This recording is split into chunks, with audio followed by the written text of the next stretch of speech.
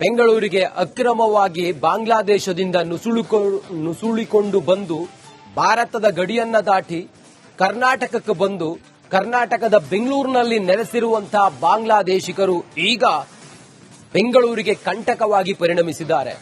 ಇವರ ಹತ್ರ ಎಲ್ಲ ದಾಖಲೆಗಳಿದಾವೆ. ಸಾವಿರಾರು ಜನ ಇದ್ದಾರೆ. ರಿಪಬ್ಲಿಕ್ ಕನ್ನಡ ಇವರ ಜಾಲವನ್ನ ಸ್ಟಿಂಗ್ ಆಪರೇಷನ್ ಮೂಲಕ, ಡೇರಿಂಗ್ ರಿಪೋರ್ಟಿಂಗ್ ಮೂಲಕ ನಾವು ಭೇದಿಸಿದ್ದೀವಿ. ಈ ಕುರಿತು ಒಂದು ಡಿಟೇಲ್ ವರದಿ ಇದೆ, ಬನ್ನಿ ನೋಡೋಣ.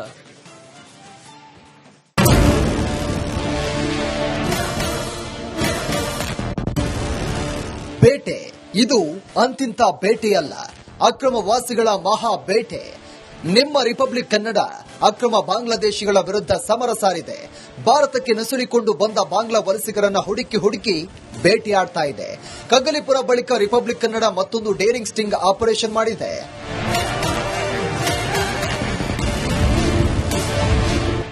ಇದು ಅಕ್ರಮ ಬಾಂಗ್ಲಾದೇಶಿಗಳ ಬೇಟೆ 2.0. ರಿಪಬ್ಲಿಕ್ ಕನ್ನಡದ ಮತ್ತೊಂದು ಡೇರಿಂಗ್ ಸ್ಟಿಂಗ್.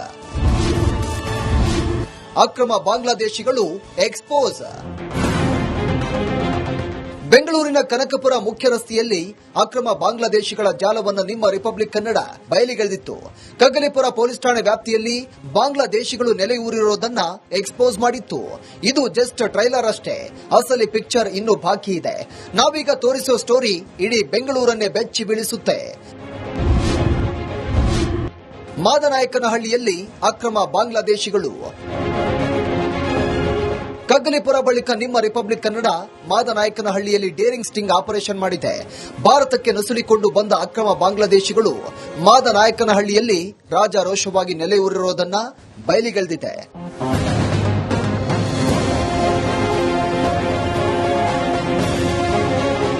ಶಾಕಿಂಗ್ ವಿಷಯ ಅಂದ್ರೆ ಮಾದನಾಯಕನಹಳ್ಳಿಯಲ್ಲಿ ಏರಿಯಾ ಒಂದರಲ್ಲೇ 2 ರಿಂದ 3 ಸಾವಿರ ಅಕ್ರಮ ಬಾಂಗ್ಲಾದೇಶಿಗಳು ಠಿಕಾಣಿ ಹೂಡಿದ್ದಾರೆ. ಟೆಂಟ್ ಹಾಕಿಕೊಂಡು ಜೀವನ ಮಾಡುತ್ತಿದ್ದಾರೆ. ಬೀದಿ ಬದಿಗಳಲ್ಲಿ ಕಸ ಆಯುತ್ತಾ ಕೂಲಿ ಕೆಲಸ ಮಾಡುತ್ತಾ ರಾಜಾರೋಷವಾಗಿ ಅಕ್ರಮವಾಗಿ ನೆಲೆ ಊರಿದ್ದಾರೆ. ನುಸುಳುಕೋರರ ಕರಾಳ ಸತ್ಯವನ್ನ ಬ್ಲಡಿ ಬಾಂಗ್ಲಾದೇಶಿ ಬಾಯಲ್ಲೇ ಕೇಳಿ.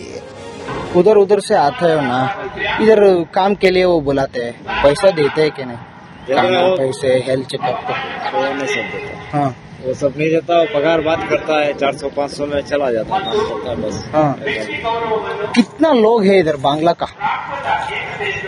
कम से कम तुमको ये पूरा सराउंडिंग में मादनाकनहल्ली का सराउंडिंग पूरा ढूंढ लिया तो तुमको 2-3 हजार लोग मिल जाता है। 2-3 हजार? उससे भी ज्यादा है। कैसे आता है भैया वो? आ जाता है कॉन्ट्रैक्ट पे आ जाता है। अब मैं आ गया, मैं तो ले लेता हूँ इधर। अब मेरे को तो पैसा मिलता है अच्छा खासा, मैं क्या करता हूँ 4 लोग को बुला लेता हूँ। कम तो कम पगार तो देना चाहिए ना वो, ऐसा हो जाता। अपन फोटो तಗೊಂಬಿಡಿ. फोटो है, फोटो लेते हैं घर का. ले लो। इधर नहीं रहता है ना वो? नहीं, इधर छोड़ दिया सेट, इधर नहीं है, अलग अलग चला गया उधर गया। ಇನ್ನು ಈ ಬಾಂಗ್ಲಾದೇಶಿಗಳು ಭಾರತಕ್ಕೆ ಹೇಗೆ ನುಸುಳಿಕೊಂಡು ಬರ್ತಾರೆ, ಈ ಅಕ್ರಮ ವಾಸಿಗಳನ್ನ ಯಾರು ಕರೆಸ್ತಾರೆ, ಬೆಂಗಳೂರಿಗೆ ಬಂದು ಈ ಬ್ಲಡಿ ಬಾಂಗ್ಲಾದೇಶಿಗಳು ಏನ್ ಮಾಡ್ತಾರೆ ಅಂತ ಸ್ಥಳೀಯರೇ ಬೆಚ್ಚಿಟ್ಟಿದ್ದಾರೆ ನೋಡಿ. ಸರ್ ನಿಮ್ಮ ಹೆಸರೇನು? ನನ್ನ ಹೆಸರು ನಸುರ್ಲಾ ಅಂತ ಸರ್. ಇಲ್ಲಿ ತಾವೇನ್ ಕೆಲಸ ಮಾಡ್ಕೊಂಡಿದ್ದೀರಿ ಇಲ್ಲಿ? ಇಲ್ಲ ಡ್ರೈವಿಂಗ್ ಕೆಲಸ ಮಾಡ್ತೀನಿ ನಾನು ಕಂಪ್ನಿ ಇಲ್ಲಿ. ಯಾರ ಕಾನ್ಸ್ಟಿಟ್ಯೂನ್ಸಿ ಬರುತ್ತೆ ಸರ್ ಇದು? ಯಾರ ಕಾನ್ಸ್ಟಿಟ್ಯೂನ್ಸಿ ಬರುತ್ತೆ? ಯಾವ MLA ಯಾರು? ಗೊತ್ತಿಲ್ಲ. ನಾವು ದಾವಣಗೆರೆ ಸರ್, ಇಲ್ಲಿ ಡ್ಯೂಟಿ ಮಾಡ್ಕೊಂಡಿದ್ದೀವಿ. ಓಕೆ. ನಾವು ಮನೆ ಮೇಲೆ ರೋಡ ಬರ್ತದೆ. ಅಲ್ಲ ಸರ್, ಬಾಂಗ್ಲಾದವರು ಬಂದಿದಾರಂತಲ್ಲ ಪಾಪ ಇಲ್ಲಿ ಬಡವರು, ಬಾಂಗ್ಲಾದವರು ಬಂದಿರ್ತಾರಂತಲ್ಲ ಅಂತ. ಅಲ್ಲ ಅವ್ರಿಗೂ ಎಲ್ಲರಿಗೂ ಓಡಿಸಿದಾರಂತ ಇಲ್ಲಿಂದ, ಏನ್ ಕತೆ ಇದು? ಹಿಂಗೆ ಎಲ್ಲ ಚಪ್ಪಲಿ ಗಿಪ್ಲಿ ಎಲ್ಲ ಬಿದ್ದಾವ ನೋಡಿದ್ರೆ ಅವ್ರು ಓಡೋಗಿದ್ದಾರೆ, ಎಲ್ಲ ಬಟ್ಟೆ ಎಲ್ಲ ಬಿಟ್ಟು ಎಲ್ಲ. ಅಲ್ಲ ಅವ್ರು ಬಿಟ್ಟು ಹೋಗಿದಾರೆ ಅಂದ್ರೆ ಬೇರೆ ಕಡೆ ಶಿಫ್ಟ್ ಆಗಿದಾರಂತ ಪಾಪ. ಏನ್ ಮಾಡ್ತಾರೆ ಅವ್ರು? ಒಬ್ರಾದ್ರೂ ಸಿಕ್ಕರೆ ಏನೋ ನಾವು ಮಾಹಿತಿ ಕೇಳ್ಬೋದು, ಒಬ್ರು ಸಿಗ್ಲಿಲ್ಲ ಅಂದ್ರೆ ಏನು ಮಾಹಿತಿ. ನಾವು ಹೆಲ್ಪ್ ಮಾಡ್ಬೇಕಂತ ಇದ್ದವ್ರಿಗೆ ಕೆಲವರು ಬೇರೆ ಬೇರೆ ಕಡೆ ದುಡ್ಡು ಪೋಲ್ ಮಾಡ್ತಾರೆ ಸರ್. ನಾನು ನಿಮಗೆ ತೋರಿಸ್ತೀನಿ ವಿಡಿಯೋಸ್ನ ಇಲ್ಲಿ, ನಾವು ಹೆಂಗ್ ಹೆಲ್ಪ್ ಮಾಡ್ತೀವಿ ಅಂತ. ಅಲ್ಲ ಅವ್ರು ಬಾಂಗ್ಲಾದಿಂದ ಹೆಂಗ್ ಬರ್ತಾರೆ ಇಲ್ಲಿ? ಅದೇ ಏನಿಲ್ಲ, ಬರೋದಂದ್ರೆ ಕೆಲಸ ಕರೆದಿರ್ತಾರೆ ಅಷ್ಟೇ ಅವರು. ಕಾಂಟ್ರಾಕ್ಟರ್ಸ್ ಅವರು ಇಲ್ಲಿ ಕಾಂಟ್ರಾಕ್ಟ್ ಕೆಲಸ ಇರ್ತಾರಲ್ಲ, ಅವ್ರಿಗೆ ಲಿಂಕ್ ಇರ್ತದೆ. ಈಗ ಅವ್ರು ಏನಪ್ಪಾ ಅಂದ್ರೆ ಒಂದ್ ಲೇಬರ್ಗೆ ಇಷ್ಟ ಅಂತ ಕಮಿಷನ್ ಇರ್ತದೆ. ಈಗ ನಾನೇ ಡ್ರೈವರ್ ಅಂದ್ರೆ ಈಗ ನನಗೆ ಕರ್ಕೊಂಡು ನನಗೆ 30,000 ಮಾತಾಡಿರ್ತಾನೆ, ನಿಮ್ಮ ಹತ್ರ 35,000 ರೂಪಾಯಿ ಮಾತಾಡಿರ್ತಾರೆ. ಈಗ ಹಂಗೆ ಅವ್ರ ಅಷ್ಟೊಂದು ಇಲ್ಲ ಅವ್ರ ಸಂಬಳ. ನಾನು ಹೇಳ್ತಾರದ್ ಏನಪ್ಪಾ ಅಂದ್ರೆ ಇವರಿಗೆ ಏನಂದ್ರೂ ಒಂದ್ 15,000 ಜಾಸ್ತಿ ಅಂದ್ರೆ. ನೋಡಿದ್ರಲ್ವಾ ಸಿಲಿಕಾನ್ ಸಿಟಿ ಬೆಂಗಳೂರು ಹೇಗೆ ಅಕ್ರಮ ಬಾಂಗ್ಲಾದೇಶಿಗಳ ಹಬ್ಬ ಆಗಿದೆ ಅಂತ. 7,000ಕ್ಕಿಂತ ಹೆಚ್ಚು ಅಕ್ರಮ ಬಾಂಗ್ಲಾವಾಸಿಗಳು ಒಂದೇ ಏರಿಯಾದಲ್ಲಿ ನೆಲೆಸಿದ್ದಾರೆ ಅಂದ್ರೆ ಏನರ್ಥ? ಇವರನ್ನೆಲ್ಲ ಹೀಗೆ ಬಿಟ್ರೆ ಬೆಂಗಳೂರಿಗೆ ಕಂಟಕ ತಪ್ಪಿದ್ದಲ್ಲ. Aravind, Republic Kannada, crime bureau. ಯಾವಾಗ ರಿಪಬ್ಲಿಕ್ ಕನ್ನಡ ಡೇರಿಂಗ್ ಆಪರೇಷನ್ ಮೂಲಕ, ಕಾರ್ಯಾಚರಣೆ ಮೂಲಕ ನಾವು ಅಲ್ಲಿ ಹೋಗಿ ಅವರ ಜಾಲವನ್ನ ಭೇದಿಸಿದ್ವೋ, ಇದಾದ ನಂತರ ಯಾವಾಗ ಅಲ್ಲಿ ಅಕ್ರಮವಾಗಿ ನೆಲೆಸಿದ್ದಾರೆ, ದಲ್ಲಾಳಿಗಳ ಮೂಲಕ ಬಂದ್ರು, ಅವ್ರು ಏನೆಲ್ಲ ಅಹಿತಕರ ಘಟನೆಗಳನ್ನು ಮಾಡ್ತಾ ಇದ್ದಾರೆ, ಅವ್ರು ಏನೆಲ್ಲ ಅನೈತಿಕ ಚಟುವಟಿಕೆಗಳಲ್ಲಿ ತೊಡಗಿದ್ದಾರೆ ಅನ್ನೋದ್ರ ಬಗ್ಗೆ ರಿಪಬ್ಲಿಕ್ ಕನ್ನಡ ಇನ್ವೆಸ್ಟಿಗೇಷನ್ ರಿಪೋರ್ಟ್ ಮಾಡಿದ ನಂತರ, ಬಾಂಗ್ಲಾದೇಶಿಗರ ಕರಾಳ ಮುಖ ಬಗೆದಾದ ನಂತರ, ನಾವು ಎಲ್ಲವನ್ನ ಭೇದಿಸಿದ ನಂತರ ಈಗ ಅಲ್ಲಿ ಹೋದ್ರೆ ಅವರು ಯಾರೂ ಇಲ್ಲ, ಎಸ್ಕೇಪ್ ಆಗಿದ್ದಾರೆ. ಟೆಂಟ್ಗಳನ್ನ ಹಾಕೊಂಡು, ಜೋಪಡಿ ಮನೆಗಳನ್ನ ಕಟ್ಟಿಕೊಂಡು ಗುಡಿಸಲಲ್ಲಿ ವಾಸ ಮಾಡ್ತಾ ಇದ್ದಂತ ಸಾವಿರಾರು ಜನ ರಿಪಬ್ಲಿಕ್ ಕನ್ನಡದ ವರದಿಯ ನಂತರ ಈಗ ಅಲ್ಲಿಂದ ಎಸ್ಕೇಪ್ ಆಗಿದ್ದಾರೆ. ಸುಮಾರೊಂದು 1,000 ಮೇಲೂ ಅಲ್ಲಿ ಜನ ಇದ್ರು ಅನ್ನೋದ್ರ ಬಗ್ಗೆ ರಿಪಬ್ಲಿಕ್ ಕನ್ನಡ ವರದಿ ಮಾಡಿತ್ತು. ಸ್ವತಃ ಅಲ್ಲಿಯ ಜನರೇ, ಬಾಂಗ್ಲಾದೇಶಿಕರೇ ನಮ್ಮ ಜೊತೆಯಲ್ಲಿ ಮಾತಾಡ್ತಾ ಹೇಳಿದ್ರು. ಆಗ ನಾವು ಅವ್ರ ಕಡೆಯವರು ಅಂತೇಳಿ ಹೇಳ್ಕೊಂಡು ಹೋಗಿದ್ವಿ.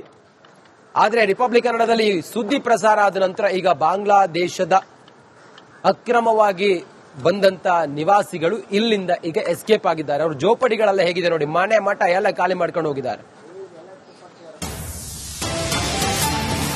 ಕರ್ನಾಟಕದಲ್ಲಿ ಅಕ್ರಮ ಬಾಂಗ್ಲಾದೇಶಿಗರ ವಾಸದ ಬಗ್ಗೆ ರಿಪಬ್ಲಿಕ್ ಕನ್ನಡ ನಿರಂತರವಾಗಿ ವರದಿ ಮಾಡ್ತಾ ಇದೆ. ಸರ್ಕಾರದ ವಿರುದ್ಧ ಸ್ಥಳೀಯರು ಸಿಡಿದೆದ್ದಿದ್ದಾರೆ. ವೋಟ್ಗಾಗಿ ಅವರನ್ನ ಇಲ್ಲಿಗೆ ಕರ್ಕೊಂಡು ಬರ್ತಾರೆ. ಕೇವಲ ವೋಟ್ಗಾಗಿ. ಆಧಾರ್ ಕಾರ್ಡ್ ಓನರ್ ಬಳಿ ಇದೆ ಅಂತೇಳಿ ಹೇಳ್ತಾರೆ.